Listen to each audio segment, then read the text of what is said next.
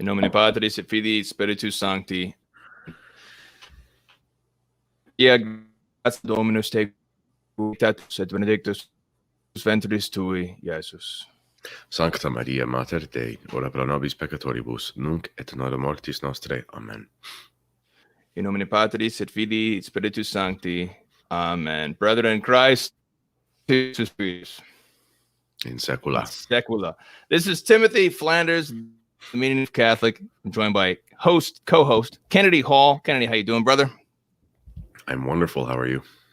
Doing excellent. Here we are at Farmer's Arrows. This is Terror of Demons. This is the Morning Man Show where we talk about reclaiming traditional Catholic masculinity. If you haven't gotten it already, you need to pick up the book of the same name, written by my co-host Kennedy Hall. Here it is, Terror of Demons, the book. You can also go to meaningofcatholic.com/Terror of Demons for all the resources that we've continued to create or collect as a part of this endeavor. We both are of one mind, Kennedy and I, about the importance of restoring Catholic masculinity as one of the fundamental aspects of restoring Catholic culture. It started with effeminate men rolling over to the feminists and Marxists, and it's going to end with masculine men rising up against this debauchery. Kennedy, you want to say anything about that? It's just Adam and Eve all over again. You know, it's the original sin is it's not very original after a while. It's, you know, the devil comes into your house and your wife is not supposed to deal with him. You're supposed to deal with him, which we're going to talk about today. And I think that's a good segue into the book that you're going to promote at this moment. Oh, yes. Thank you. So, yeah, we're going to talk about the new book by Kennedy Hall, Family Be Damned. This is actually a novel. It's going to be great. I really hope the faithful are helped by this, because I think it'll be a great help to many souls, because it is about the lockdown. It takes place in the lockdown this year, and it's about a family, just a normal, average family that's kind of Catholic, kind of not Catholic, and it's about them dealing with this lockdown. And the main character, well, you want to talk about it a little bit, Kennedy? Yeah, it's 4 people in the family. It's your average modern family, as I call it. You know, 2 kids, 2 parents, kind of thing. And it does follow all 4 members, but heavily on the dad. Dad and mom and son, I guess, but heavily on the dad as far as the linchpin of the story goes. And goes through their life, their ups and downs through those few months there. And it is quite an emotional book, because it brings you through sort of the defects in a marriage. You know, when this whole lockdown thing started, one of the reasons why I've been anyone who knows me at all knows that I'm a vocal opponent of what's been going on, not just about the virus, but just generally the sort of sociological consequences of doing a lockdown. I think it's insane. And one of the reasons is because of the effect it's had on the family. You know, I started hearing early on about, you know, dads losing jobs, or even moms losing. 2 incomes homes, one person loses their job, it's a big deal. Sure, we've got programs here in Canada that are supplementing people's incomes and things, but it's not as much as it was. And it also creates a dependency and whatever. The effects of, it's a very Marxist idea. Well, we're still giving you money. Yeah, but it takes away all your purpose and makes you depressed and whatever. So I just looked at all those things, and I thought about the kids being thrust into their homes with their parents, which they usually don't spend that much time with, and the amount of idle time people have on the internet.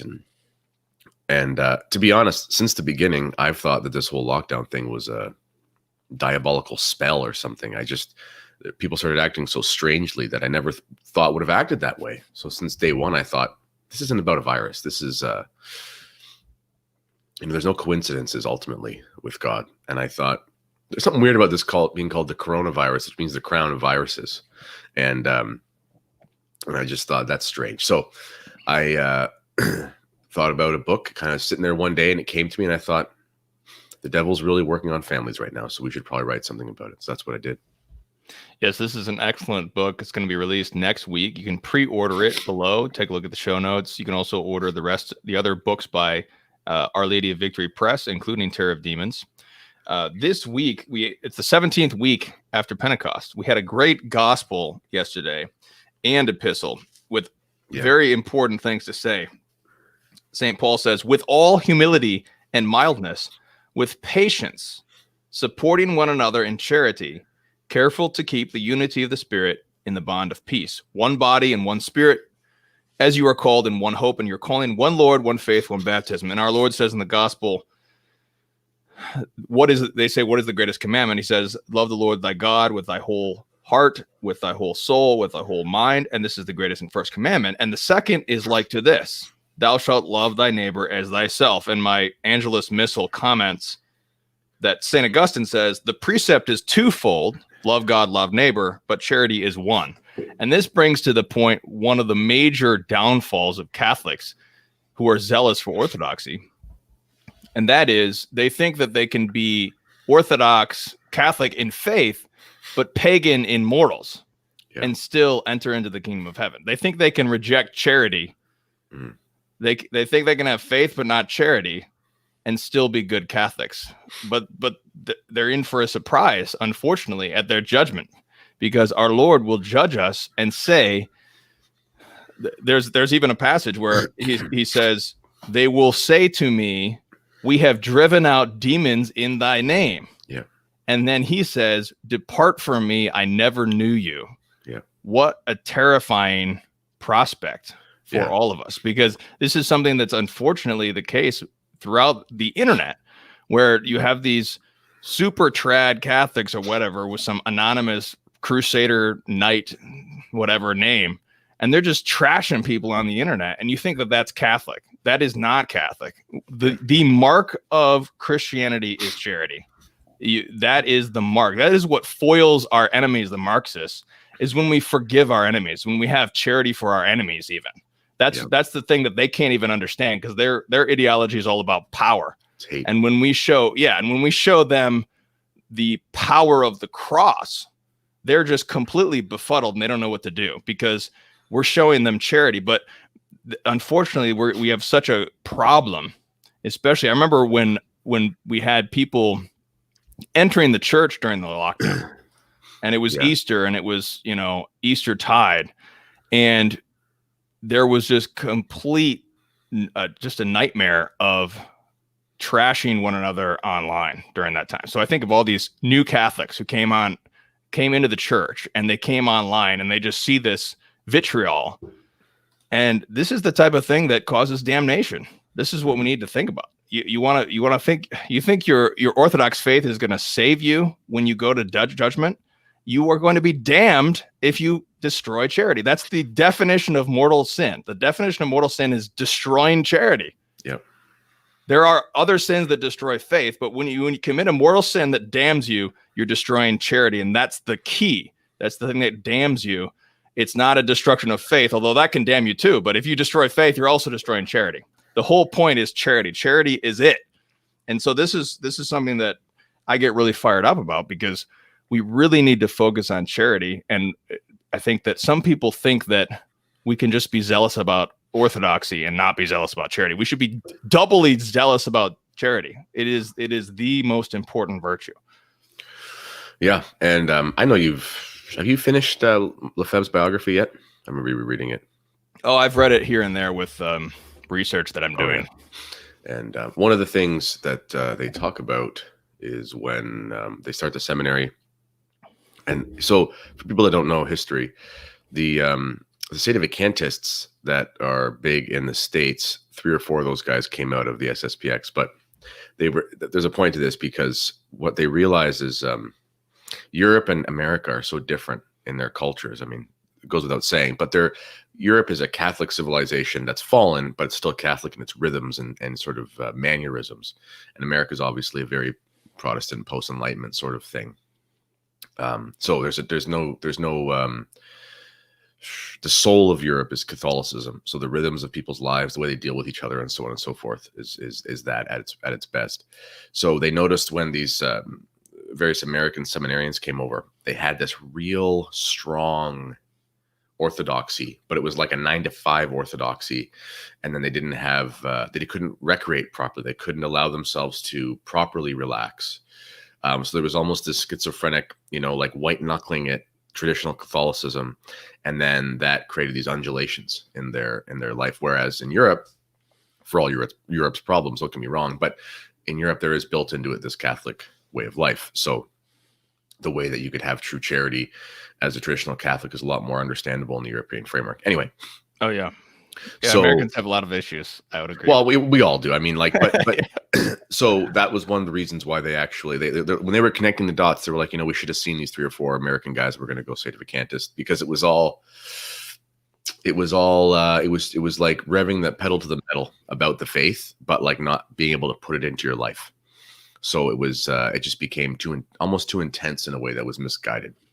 So we see that a lot of times, you know, I was going to say with traditional Catholicism. And in fairness, you know, there are people who have the anonymous Twitter names, and I get it, because like they don't want to get fired from their job and they're just having fun on Twitter, and that's fine. But there are people that do it as a way to basically say anything they want and be a jerk and not get caught for it, which isn't fair. So if you're one of those guys, don't do that. Yeah. And one of my friends, Mark, from the Netherlands, shout out to Mark, he's pointing out in the chat, talking about false charity, because it is true, on the other hand, that people abuse the charity of Jesus Christ to effeminize our Lord, to emasculate him into just this nice guy. And whatever you do that makes you feel yucky is wrong per se. But that is the false gospel of psychology from James Martin, where all are welcome, and if you don't feel welcome, you're not preaching the gospel. Well, that's false, because our Lord had many things to say to many people, and he made many people uncomfortable. He made many people feel yucky. He made many people turn away from him and not feel welcome, because he challenged them to take up their cross. And so this false notion of charity as just being nice and just facilitating a positive emotional experience is completely false. And it becomes very acute when we talk about the Mohammedan invasion via immigration that's currently taking over Europe and is threatening to take over America. I don't know how bad it is in Canada, but I've discussed this in other places. We don't need to get into all this stuff, but there's a serious issue with Mohammedans, and it goes without saying for people who have common sense. But yes, charity needs to be coupled with truth. If you don't have truth and charity becomes pure sentimentality, which is just an emotional nightmare. But if you have truth without charity, then you're just too harsh, and you don't even care about people. You just care about your ideas. And so you need to have truth and charity, and that is what St. Paul says. He says, truthing in charity. That's his phrase. And St. Thomas comments and says that truth and charity together are the form of all good works. Every good work has truth and charity. That's why Meaning Catholic, that is one of our mottos. One of the things that we want to put into every show and all the content we do is truth and charity and truth, not neglecting either. So that's all we can do about that. But we'll get into our topic in just a second. But this week, 17th week after Pentecost, we've got some great feasts this week. So today is the new feast of St. Lawrence Ruiz and companions, a Filipino Chinese martyr with his Spanish Dominican confreres in Japan against the insane persecutions that were going on in the 17th century. Tomorrow we have Michaelmas, which we're going to talk about today. That's going to be our topic. And we'll get back to that. St. Jerome is on Wednesday, Doctor of the Church, translator of the Holy Scriptures. And we also have St. Therese on Friday. Not to mention Holy Guardian Angels on Friday, as well as the First Friday. So we have the First Friday, First Saturday. So don't forget to offer up your First Saturdays. Do Our Lady's plan for world peace, which is offer up your 5 First Saturdays. That means doing 1 rosary, doing Holy Communion, doing 15 minutes of meditation.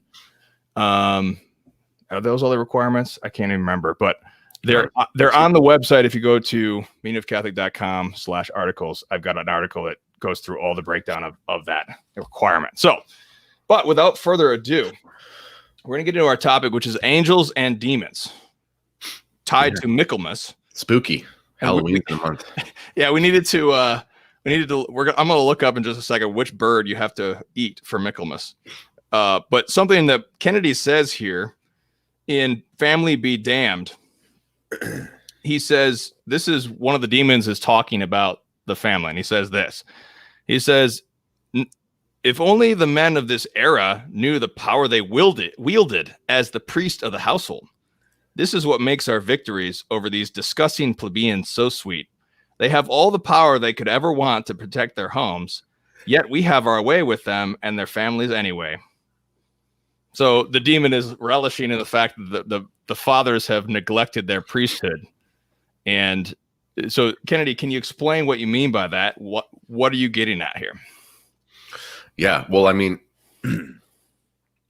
it's funny. This is one of the place of the father in the home is one of these irrefutable facts, even in the secular world, when people let down their guard. So, I worked in education for a while, and you don't get a more leftist leaning organizational structure than publicly funded education. So political correctness is sort of the gospel, but nonetheless, even there, when you kind of talk to people in staff rooms and things and talk about, what's going on, everyone always admits one way or another, so-and-so is having problems with their home. Oh yeah. Did their dad leave? They did. You're right. Their dad did leave, and it's, you could be talking to the most leftist, climate loving, whatever, socialist loving person, but in conversation, everybody always admits the place of the father in the home is paramount to the moral foundation of the family and of the kids. Anyway, there's a reason for that. Okay. You go back to the Garden of Eden, which is the primordial sort of origins of this, but the home is set up in a way where there is a structure to it. There's a hierarchy. I know everyone gets nervous when you talk about things like that, the hierarchy of the home, but there's a hierarchy of responsibility as well. So it's not as if, the dad has an arbitrary power. The dad has a place of prominence and responsibility in the home, and he acts as the caretaker, the protector, provider, presider, so on and so forth. So when a dad rejects those responsibilities, in essence, what he's doing is he's basically rejecting the natural order. In a way, he's rejecting the natural law. So when you do things like that, you actually invert things. And when you invert things, you bring into it a perverted logic.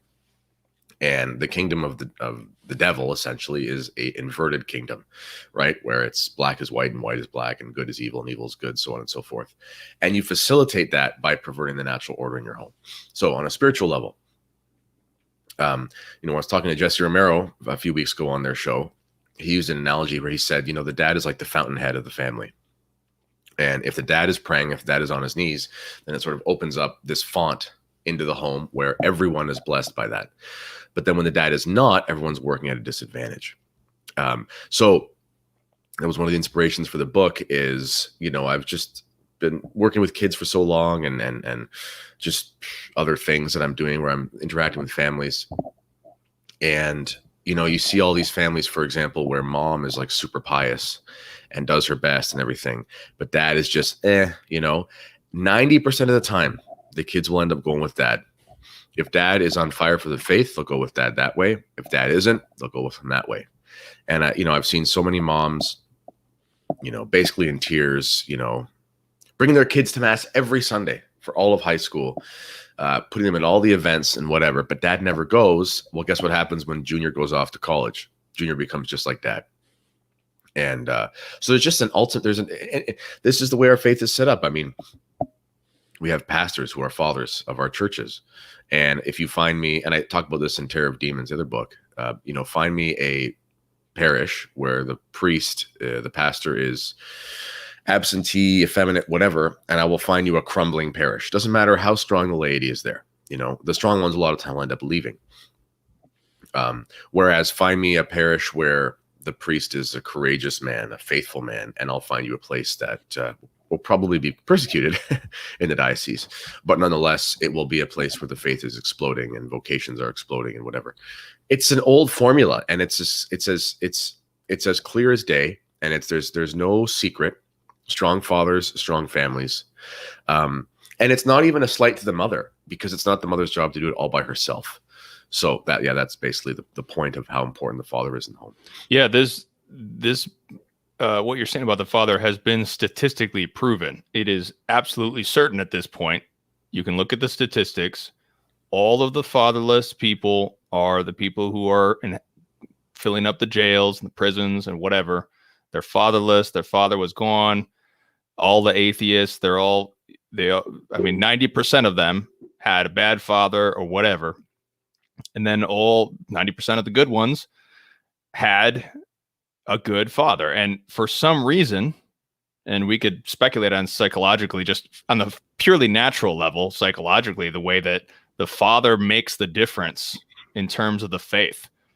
It's just a fact. Unfortunately, for pious women, who are struggling against this situation where their husband's not pious, it's unfortunately that is the reality. Now, there are brilliant exceptions. For example, St. Augustine is a perfect exception to this rule because his mother was pious and his father was not. Yeah. So pious mothers, don't lose hope. Pray with St. Monica for your wayward children. So we're not saying it's impossible. It's far from it. God can make all things good and fulfill all whatever is deficient. God can make this happen, and he will with your prayers. But unfortunately, this puts a huge duty on the men. You men, listen, this is your duty to be the priests of your household, to lead your children to the throne of Jesus Christ. So you are going to make the difference most of the time. So, Kennedy, what is the role of the father in terms of demonic threats to the family? Oh, it's huge. But I will say for St. Augustine, his dad did have a deathbed conversion. True. Yes, he did. Actually important for St. Augustine to see that. So even there, you still see. And St. Monica, I read Confessions a few years ago, and he talks about how every day his mother would make some sort of sacrifice. So he still saw that, Anyway, but the father's role in the home for demonic protection or spiritual protection. Well, let's make an analogy here. I mean, it's like saying, what's the father's role in protecting the family from an intruder? I mean, the most important thing you can do is, regardless of whatever your state or your country has for gun laws, okay, the most important thing you can do is just make sure nobody gets in your house in the first place. So it's all well and good to have all your weapons.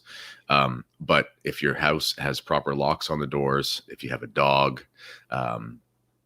if you just have, I don't know, floodlights or something, I mean, fill in all the things you could put around your house to make sure that no one would steal from you in the first place, then it's really unlikely they're going to get in. And then once they do, you can take care of them in that way.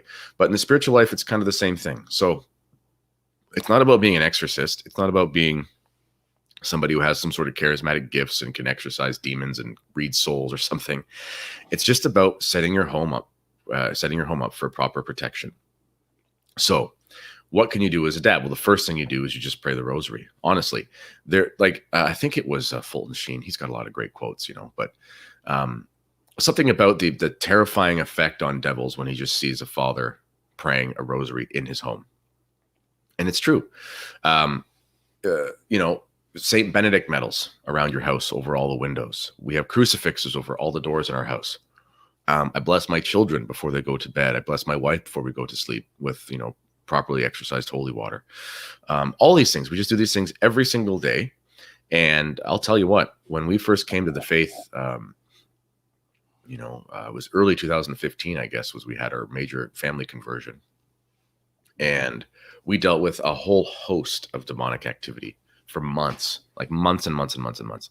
And it was remarkable. We're talking about things moving, physical things happening in our home, like the stuff of movies. It was crazy.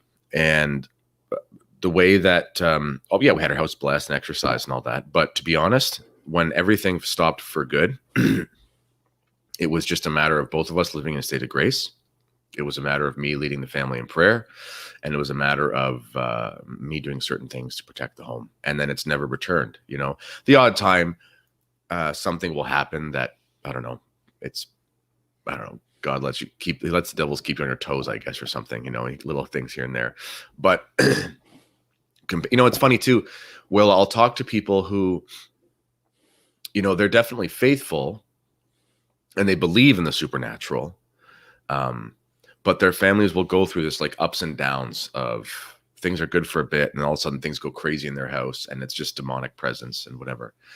And when I talk to them, it's like, do you have all the things? Like, do you have your protocol all the time?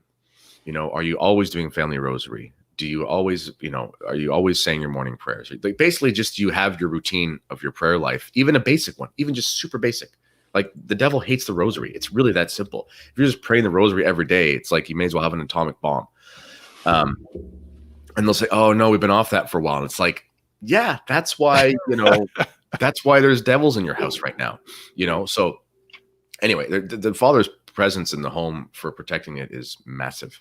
Absolutely. Yeah. And one quick thing, all the evil in your life comes from one of three sources: the world, the flesh, the devil. So you could be, sometimes we get paranoid. We think everything is the devil. Not everything is devil, but something can be the devil. Like say, I just started saying saint. Father Ripperger, future saint, says, yeah, he says the devil is not ever under every rock. He's only under every other rock. Yeah. So you don't need to be paranoid, but you also don't need to be lax and negligent.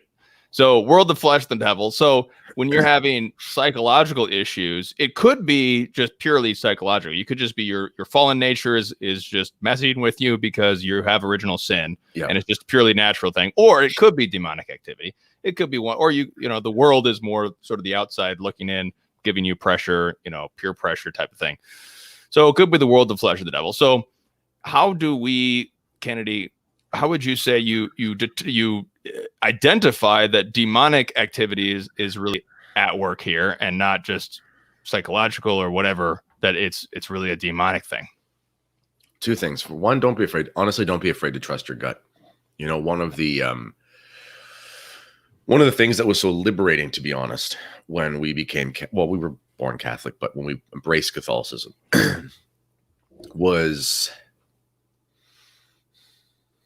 I was listening to this podcast from England. It's called London Real. It's an alternative thing. They have interesting guests on. I listen to it every once in a while, depending on the guests. But anyway, the point is, it's a really interesting show, but they're definitely agnostic-y, pagan-y, whatever. It's not a Catholic show. But they were talking about the coronavirus and stuff, so I wanted to tune in. Anyway, it's interesting to listen to these guys they're definitely seeing a lot of things in the world, and they're spot on about a lot of stuff. But then when they start to try to make sense of it all, like what's a human person, they get in this whole sort of almost new agey. I'm like rolling my eyes, like, okay, give me a break. This massive consciousness, and you got to tune into these frequencies. And I'm like, okay, I'm getting nauseous listening to this. But the point is there's a propensity in the world to ignore the preternatural and the supernatural. And I should distinguish. Supernatural is like from God. Okay. Preternatural is sort of angelic activity. So things that are outside of the natural, but they're not necessarily divine. So angelic activity or demonic activity in your life could be preternatural. And but there's this idea, these guys are trying to make sense of all these things, and they try to find some sort of evolutionary, physical, whatever way to make sense of it. And it sounds like nonsense. So one of the most liberating things when you finally embrace the true faith is that you can actually make sense of all the things that are happening, and you don't have to find out it's like it really is just a ghost, or it really is just demon, or it really is just God. It's like you don't have to find spoiler alert, ghosts are real. Yeah.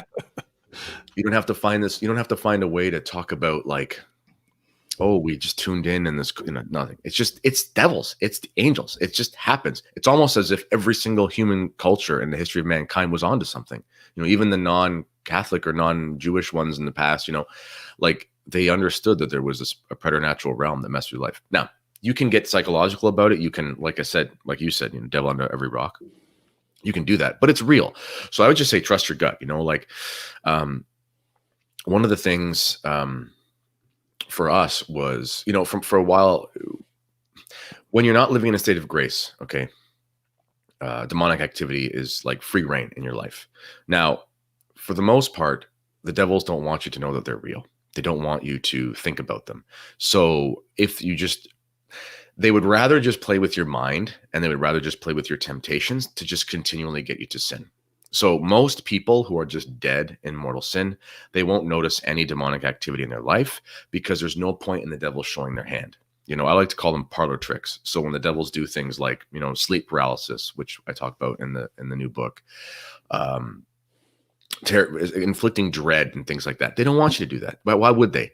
They want you to be addicted to your drugs, to pornography, to whatever. And as long as that's happening, there's a mark of the devil right there. So, but once you start to resist, that's when you start to see, I call them the parlor tricks, because it's kind of like the devils are throwing tantrums in your life and they want you to take notice because they want to scare you. They want to get you off this path that you're trying to get on to get in a state of grace. So trust your gut in those situations. If you're sitting in a room and you're like, I'm hearing some strange noises and I'm terrified right now. And why do I feel like I'm choking or honestly, crazy things? Just start to pray.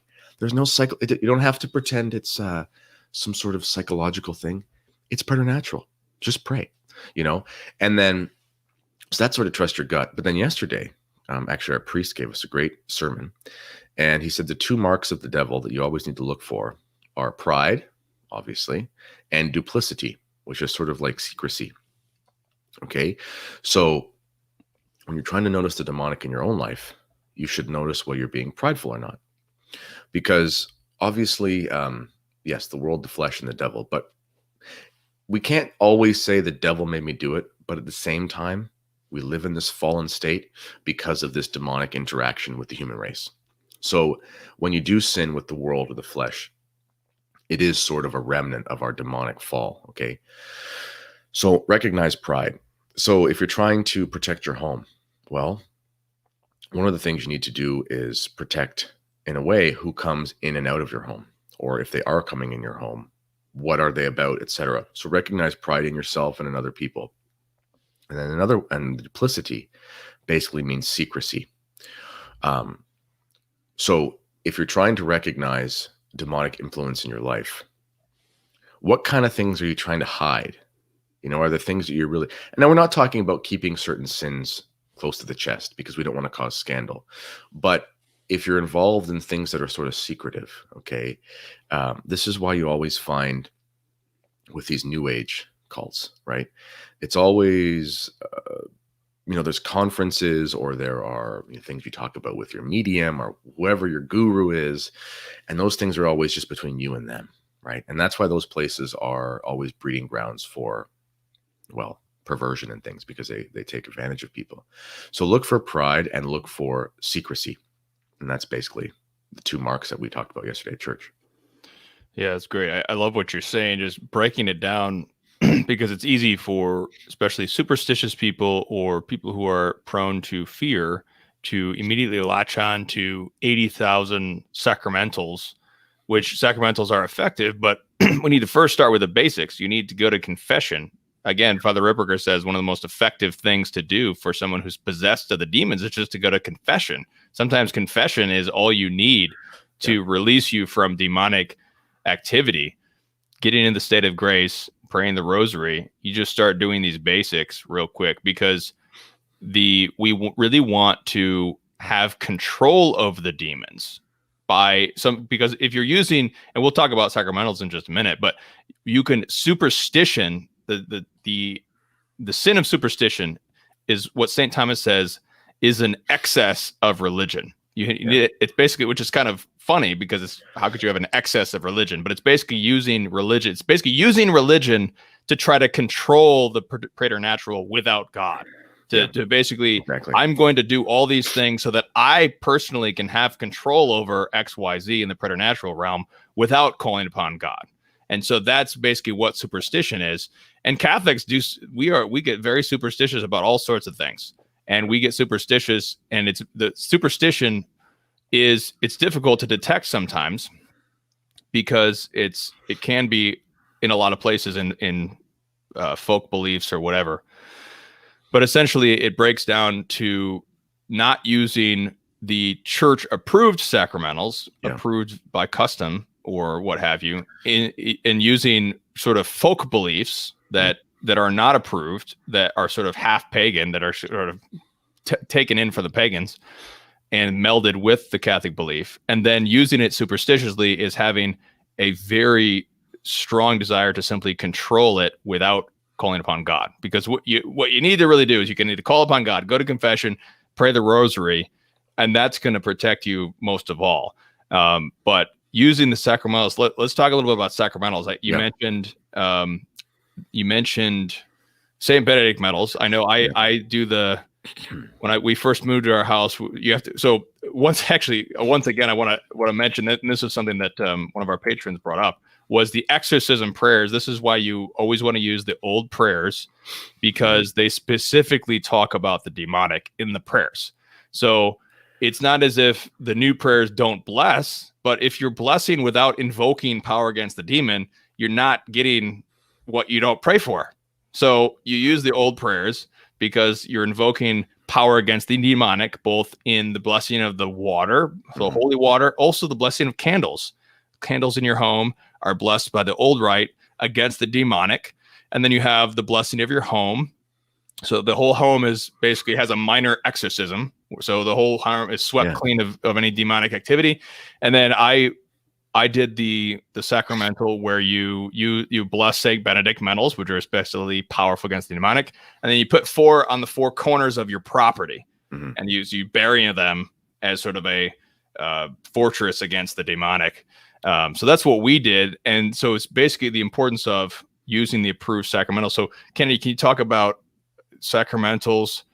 Yeah, superstition. I'm going to give also the live chat an article that breaks this down as well. Yeah, so one of the things about, and I tried to do this in my new book actually, is to show that devils are actually legalists, okay? Because Christ shows us this. So when he's talking to the Pharisees, right? One of the many times talking to the Pharisees, when the ox goes into the ditch, when he's talking about the ox going into the ditch, the Pharisees are being legalists. And that's actually one, legalist is a insult that's leveled at traditionalists all the time, but it's not used. I mean, maybe some traditionalists are legalists, but so often conservative or liberal Catholics that are not traditionalists, they will say, oh, you're just being a legalist because you're insisting on following all the laws of the church. No, that's called being a law-abiding citizen. You're not being a legalist if you drive the speed limit, okay? Legalism is when you use the law to get away with something. That's what legalism is. So good definition. That's what like a lawyer does, where it's like, well, so-and-so shouldn't be charged with, I don't like taxes, so I don't use tax evasion. But like, so-and-so shouldn't be charged with unjust compensation of his workers because this loophole. That's legalism. Okay.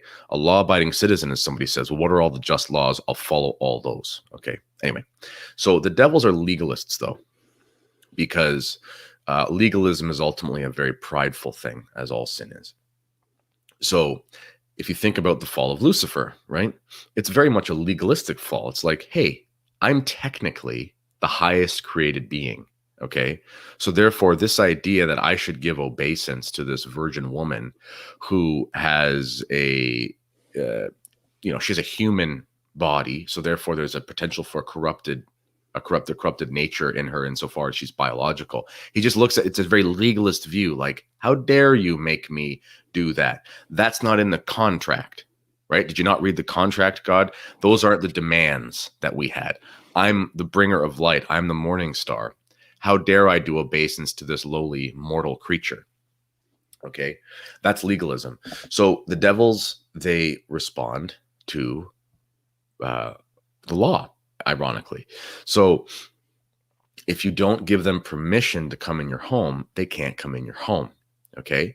And there are certain, and this is why everything that happens, God allows it or facilitates it. So if you're being attacked by the devil, it's allowed because of basically 2 things. One, your mortal sin. Your mortal sin is a rejection of the Holy Trinity in your soul, and it's an invitation to the world of flesh and the devil to come into your soul. So therefore, there's an invitation to the demonic. On the other hand, God might, you might be like Job, and he might afflict you for reasons of strengthening you and teaching a lesson and all that. So sacramentals, we do have an incarnational faith. So there, since God ultimately is in charge of the natural order, there are certain things within the natural order, certain created things that he has assigned certain power to through certain prayers, through certain symbolism. Because it must be noted as well, the devil, there is yes, for certain things like St. Benedict medals or blessed salt, things like that, there is an actual a spiritual power to that because of the prayers, and that prayer sort of attaches itself to this item, and that's how that works. But there is also, the devil also does hate good symbols. So this is why all these companies that are selling clothes and things like that have occult imagery on it. You might have like a Illuminati thing or just something that's stupid and it's on teenage stuff. It's not that thing is possessed necessarily. I mean, it could be. They could hex things, okay? But the reason why that thing is so dangerous for the spiritual life, and you have like a poster on your wall that has some sacrilegious image on it. One of the reasons why that thing is so dangerous is because the devil ultimately likes to play with your mind. So if you're looking at something that is depressing, or you're looking at something, or you see something that is sacrilegious, it imbibes in you this openness to that coming into your life. So the reverse is also true. So if you adorn your house with crucifixes, obviously get them all blessed. But like, if you don't have them blessed, but you have 20 crucifixes around your house, it's still a good thing that you have 20 crucifixes around your house. Why? Because when you walk by that, you think of the crucifixion. So you think of being humble, and the devil hates humility. On the other hand, the devil sees things. He hates looking at the crucifix. So he doesn't want to come in that place where the crucifix is. So sacramentals, and it's actually funny. This is why Ripperger and other exorcists, they'll actually tell you, put all the sacramentals over your windows and over your doors. Why? Because windows and doors are where you come into homes. And the devils, being legalists, they will go in the entrance that's open to them. Okay? So they'll come in windows, they'll come in doors, and whatever. Also, sacramentals come with certain promises, like the scapular and so on and so forth. Just on a practical level, when you enroll yourself in the scapular, or when you take on certain promises attached to certain sacramentals, then you actually make a promise with God that encourages you to pray more, and whatever. And yeah, that's basically, I don't know, Sacramental 101 and how they protect your home, I think. Yeah, absolutely. And I like what you're saying about the attack on the mind, which is really the ordinary. I mean, I might distinguish between ordinary demonic activity and extraordinary demonic activity, because we kind of get excited about extraordinary activity, but the reason it's called extraordinary is because it's rare. Most people aren't having things move around in their house. Most people are just having the ordinary demonic activity, which is demonic temptations, suggestions, inflaming your emotions. Demons, what they do is they mess with your body, your senses, and your emotions. They give you certain suggestions into your mind about perceptions of other people, trying to twist your framework. Somebody in the chat is asking, can you get attacked if you are not in mortal sin? And the answer is yes. I'm sorry. The normal attack comes just ordinary. This is what St. Anthony of the Desert, if you want, it's a great story. Go read The Life of St. Anthony, where he goes out in the desert and the demons come and physically attack him. He gets beat up by demons. He's half dead. They drag him back to the city. And then he comes to and he says, bring me back to the desert. So he goes back to the desert to take on the demons again. It's just so hilarious. So, but yes, everybody gets the monks go to the desert to go to the front lines to the enemy, to take the fight to the enemy, which is chiefly in their mind, purifying their mind from all the demonic suggestions that come at you. And so one very important thing is to never try to reason with the devil. Very, very important thing, because demons are angels. And we're going to talk about angels, the good angels, in a second. Demons are simply fallen angels.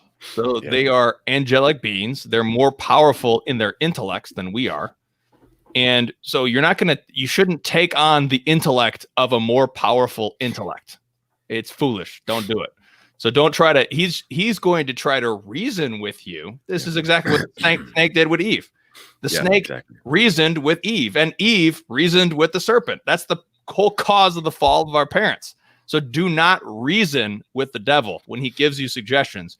All you do is you call upon Jesus Christ, or you may use one of Father Ripperger's binding prayers, but do not under any circumstances, start to reason with the devil. Don't talk to him. Just do not try to have a conversation with him.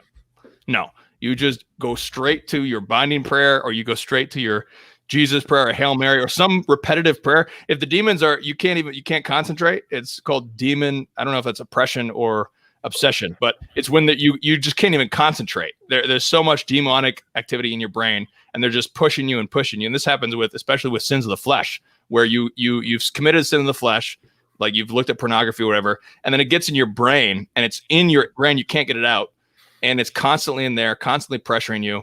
You just go back to your Jesus prayer, Lord Jesus Christ, Son of God, have mercy on me, the sinner, over and over and over, 1,000 times if necessary, until the demons decide.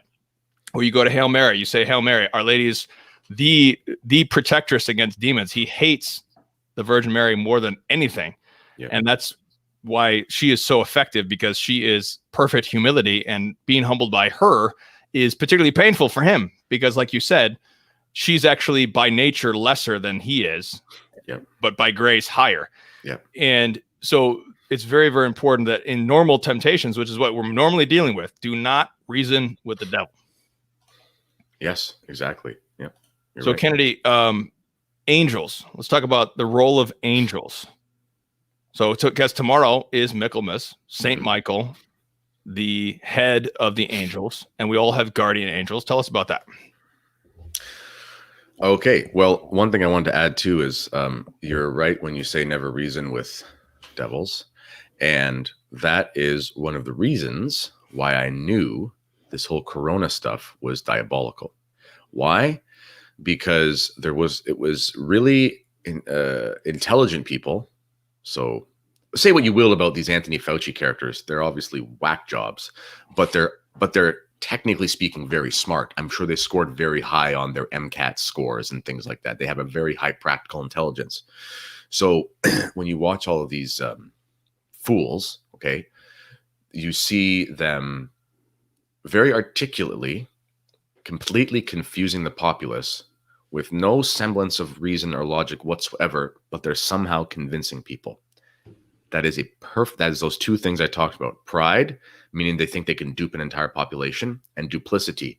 They're hiding misinformation in what they say. That's why this whole thing is 150% diabolical. And you see this with, what's the mark of an educated person in today's society? Coming out of university and being so enlightened and being pro-choice and I'm smarter than those ancestors we had. I'm educated now. So I don't believe in this traditional family. That's a vestige of the past, some evolutionary blip. And now we've moved beyond that. And I have my large theory here in my 700 unreadable pages of stupidity that you should read, So that's why, our society is completely influenced by the diabolical, because it's influenced by illogical intelligence, if that makes sense. So there you go. That's one of the reasons. Now, as far as angels go, so when people sometimes get confused, the battle isn't between God and the devil, because God has no equal. So therefore it's like, I squish you under my thumb and you're done if I want to, sort of thing. But Ephesians 6 tells us, the battles between principalities and dominions. So it's through the different not realms, choirs of angels, the different sort of hierarchical rungs of angels on the angelic hierarchy versus the devils in a similar way, which is one of the reasons why Saint Michael is so impressive, is because archangels are actually on the, I believe they're the second lowest level of angel that we actually have. I think guardian angels are just below them. Yeah, let me look that up. Go ahead. So we hear archangel and we're like, because we know Saint Michael the archangel is so powerful. Even if you're not a practicing Catholic, you'll hear archangel and you think, well, that must be a really good one. And obviously angels are amazing, but the highest are like the seraphim, right? Which means like the burning ones. Okay. Those are the ones that are closest to God. They're in perfect state of adoration and praise. Saint Michael the archangel, he's in a sense, he's like a lowly soldier, if the seraphim are kind of like the leaders of the guys in the war room that are leading all the angels in this sort of battle. St. Michael's the general who's there, like riding into battle, facing gunfire. So in a practical sense, he's actually lower on the hierarchy. But that's one of the reasons why he was, once again, so frustrating to Lucifer, is because who is this lowly this lowly angel in the created order. And why is he coming after me? Right? The devil, once again, hates humility. He hates being bested by somebody who's lower than himself. He can handle being bested by God because that legalistically makes sense, but he can't handle it being bested by somebody who's lower than himself. So angels work for our benefit. The word angel means messenger. That's one of the things that it means. So guardian angels are our primary advocates that we have in this life, which is, St. Padre Pio was famous for slapping somebody. When they told him they didn't pray to their guardian angel, he just slapped them. He's like, what's wrong with you? Yeah, let me cut in and give you the 9 levels of angels. Sure. So this is the reason, by the way, that there's a triple Kyrie. Yes. Because there's a triple Kyrie, one for the Trinity, because there's three Kyries, 3 Christi liaisons, 3 Kyries again, 3 per person of the Trinity. And then that also represents the 9 orders of angels praising the Holy Trinity. Yep. And so you have the highest order, which is the seraphim, then the cherubim, and the thrones. Those 3 are the highest order that, according to scripture and tradition, simply praise God. And there are very intricate and complex descriptions of seraphim, like Isaiah, I believe, chapter 6. Then there's the middle order, which are dominions, virtues, and powers. Yeah. And there are angels moving the universe, the angels moving the planets. I know Newton says it's all gravity, but there's more involved than just gravity. Lowest order then is principalities, archangels, and angels. So the angels are the lowest order, archangels are the second lowest order of the 9 orders. Right. Yeah.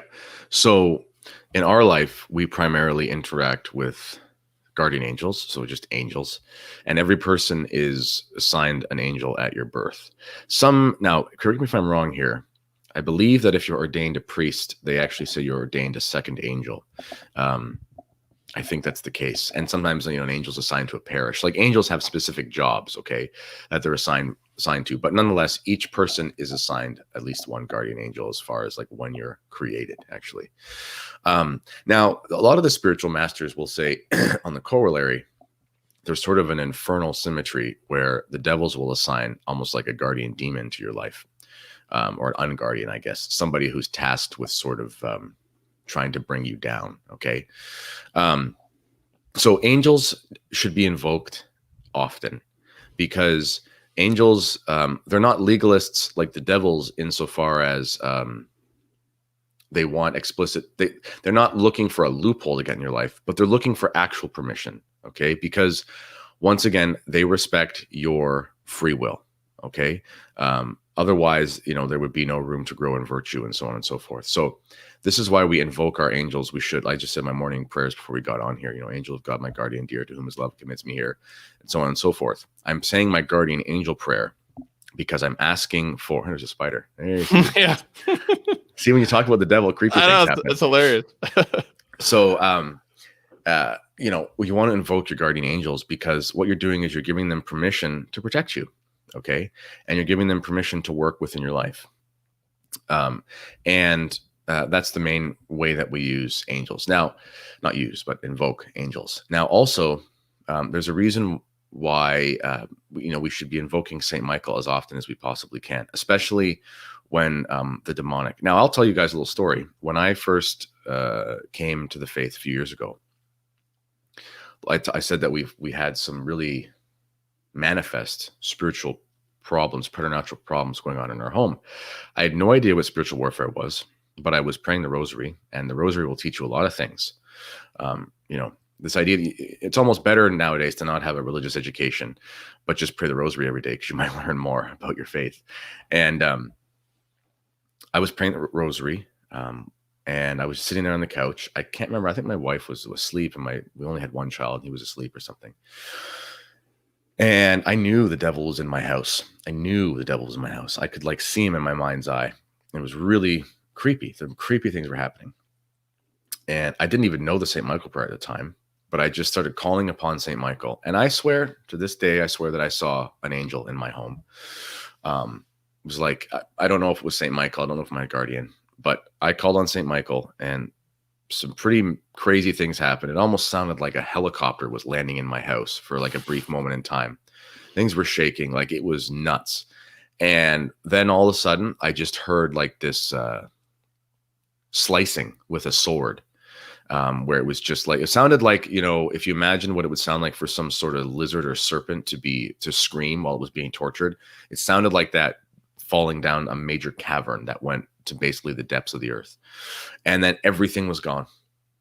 Everything was gone in my house, and there was just complete peace and tranquility over my house. So that was me calling on St. Michael. That was an extraordinary moment. Those moments don't happen very often, thankfully, because I think we'd all lose it if they happen too often. But that was me invoking St. Michael. So the angels have certain skills. They have certain jobs that they're given. And this is one of the reasons why you were saying with the traditional exorcism prayers for your home, you want to be very specific, right? So we live in, and this is Leo the 13th realized this, we lived in an ever mounting diabolical age where we were going to need spiritual protection. That's why we should have a devotion to St. Michael nowadays, which ties in so perfectly with the feast day tomorrow. Yes, absolutely. So let's take a few questions, and we'll talk about Michaelmas. Yeah, I looked up it is geese. Yeah. So you need to get yourself a goose. And there's also Michaelmas daisies, the aster. The aster blooms during this time. These are all European customs. So to our Australian brethren, I mean, this is something that the people in the Southern Hemisphere are going to need to figure out. I'm not really familiar with what the South America does. That would be a good thing for all Southern Hemisphere people to do, is to look at the South America customs, because they've been Catholic for many centuries, and to find out what they did with these different seasons that are tied to Northern Hemisphere, and to see what they did there. But here's a great question from one of our chats. Can you explain acedia in relation to demonic influences? How does a person in the world deal with this? This is something, hold on a second, grab this. What's a Sedia? This is the book you need to deal with this. This is, in my opinion, really historically, this is one of the basics of the spiritual life. John Cassian, The Institutes. And this is where we get the idea of the 7 deadly sins, is from the Desert Fathers, which gets translated by Cassian in the 400s. And at that time, it was 8 deadly sins, because they separated pride and vainglory to 2 separate sins. But and this is what St. Benedict bases his rule on, this author. So first of all, I'm going to recommend to everybody, go to the website. Here's an article that you can read breaking down Sacramentals. And this goes into a lot of sacramental stuff. But if you go over here to resources, and down here in resources, here are all the spiritual classics that you must read sometime in your life. Most importantly, Imitation of Christ. You can go on, these are all online or print, so you can get free copies if you want. So here's the Institutes right here. You go online, and let me look up which book this even is. Acedia is book 10. So here you are, book 10. Go here to book 10 and read this right here. The Spirit of Sedia right here. This is what you need to read to combat this vice. And acedia, if you're not familiar with this term, it's the Greek term for sloth. So basically the listlessness. I mean, he's going to get the definition right here. Here's Cassian. Our 6th combat is against what the Greeks call akidia, which we may term weariness or distress of heart. This is akin to dejection, and is especially trying to solitaries, and a dangerous and frequent foe to dwellers in the desert, and especially disturbing to a monk about the 6th hour, which is noon, like some fever which seizes him at stated times, bringing the burning heat of its attacks on the sick man at usual and regular hours. Lastly, there are some of the elders who declare that it is the midday demon spoken of in the 90th Psalm. Yeah, and so this is the Eastern custom. In their divine office, they actually pray Psalm 90 at the 6th hour, which is noon. And they pray this Psalm 90 because it speaks of the noonday devil. So, what would you say about sloth as an aspect of demonic activity, Kennedy? Well, it's an action ultimately. So Well, I guess it would depend on what your reasonings are for being inactive. So, like, for one, if you're in a state of mortal sin, you'll just be distracted by a bunch of sinful temptations. So that'll create an inaction insofar as you won't do the things you're supposed to do, and you'll do things you shouldn't do. So that's sort of one way of being slothful. And actually, I would say it's kind of slothfulness. It doesn't mean you're not going to do anything. It doesn't mean you're going to be catatonic, but it does mean that you're going to not do the things that you should be doing. So if you're sitting there playing a ton of video games, that can actually be an example of being slothful, because you're doing something that's just, well, video games aren't intrinsically evil. I'm not saying that, but you're doing something that essentially is useless. You know, it's like I'm just sitting here and I'm just playing these video games rather than doing what I should do. But to combat slothfulness, generally speaking, first thing you have to do is have a routine. You have to set your alarm. You have to get up at a good hour. You have to do useful things to start the day. And then I would say another practical step for getting rid of slothfulness is you have to have accountability. So if you live alone, that makes sense with the monks talking about living alone, right? That would be a big problem. But if you don't live alone, or if you do live alone, I should say, then you're going to have to make like plans and have people depend on you. So, you know, if you're a young man and you're trying to live the spiritual life and you are alone, then you're going to have to sort of make commitments that you're going to have to show up to, or you're going to have things that people are going to show up to your house. One of the worst things you can do is live as a layperson. One of the worst things that you can do is live in a state of isolation. That's one of the reasons why this lockdown to me was so diabolical, because it thrusts so many single people into their homes with just no interaction and no connection. So, you know, like if you're just your average university student, let's say, and you just kind of live in like a 1-bedroom bachelor pad or something like that, try to find ways to be home as little as possible. Try to find ways to be alone as little as possible. And then just by definition, just by default, you know, if people are going to come to your house, you don't want it to be dirty. If you're going to have people in your life, you don't want to have dirty habits, and so on and so forth. So I think that's practical ways to get rid of acedia or sloth. Yeah, that's great. Especially for young bachelors, clean your room, clean your house. This is something that you get lazy about because men just don't care much about beauty as much as women do. But it's a very important thing to keep yourself tidy, keep your area clean as much as possible. Do chores, keep yourself busy. You can fill up your day with many things, keep yourself active. Routine is absolutely essential. We'll have to do another show totally on routine. Mm-hmm. It's absolutely essential. And we have the St. Michael prayer. Yep. That was composed by, again, another future St. Leo the 13th, please God. And so I think we should end with the St. Michael prayer. I don't have St. Michael pulled up, but I've got Christ our Lord. Any final thoughts, Kennedy, before we close out? Yeah. And when you're engaging or looking into a sort of spiritual warfare in your life, avoid the vice of curiosity. The apple was pleasing to the eyes. Sin is pleasing to the eyes. That's the message there. And devils can disguise themselves as attractive, lustful sort of things. And there is kind of like Lord of the Rings, you know, like there's something attractive about that ring, you know. There's something that can pull on your imagination when you're trying to get into how to fight the demonic. So just be careful if you're online and you're looking for stuff. Don't try to watch exorcisms and stuff like that. You know, there's people that do that, but just don't do it. You don't need to do it. Okay. So just be careful of curiosity when you're trying to fight the demonic in your life, because the devils will use whatever they can to attract you to something that's not from God. Yeah. Turn off all your devices, throw your computer away, throw your TV away, throw your phone away. Just read books. Yeah. If you're forced to have a phone, you can put in you just have a flip phone. First of all, buy a flip phone. If you need to call people, if this is a problem, which it is for many, because these another whole show, the artificial intelligence it's basically demonic in the sense because it's another intellect that's smarter than you.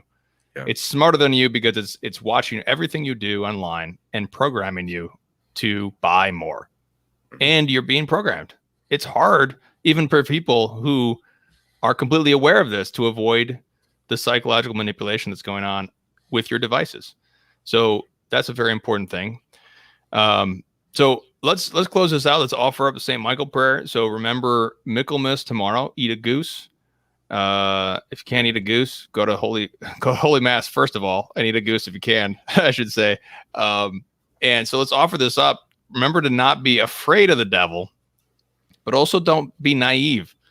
Understand that this is a real threat. Protect your family. Men of God, this is your job. Don't make your wife face the intruder.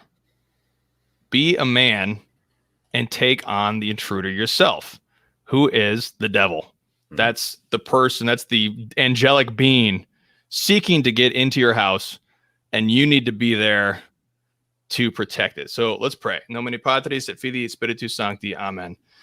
Saint Michael the Archangel, protect us in battle. Be our safeguard against the wickedness and snares of the devil. May God rebuke him, we humbly pray. Do thou, the Prince of the host, by the power of God, cast into hell Satan and all evil spirits who prowl around the world seeking the ruin of souls. Amen. Pater noster, qui es in celis, sanctificetur nomen tuum, adveniat regnum tuum, fiat voluntas tua, sicut in cielo et in terra. Panem nostrum quotidianum da nobis hodie, et dimitti nobis de vita nostra, sicut et nos dimittimus debitoribus nostris, et ne nos inducas in tentationem, sed libera nos a malo. Amen. In nomine Patris et Filii et Spiritus Sancti.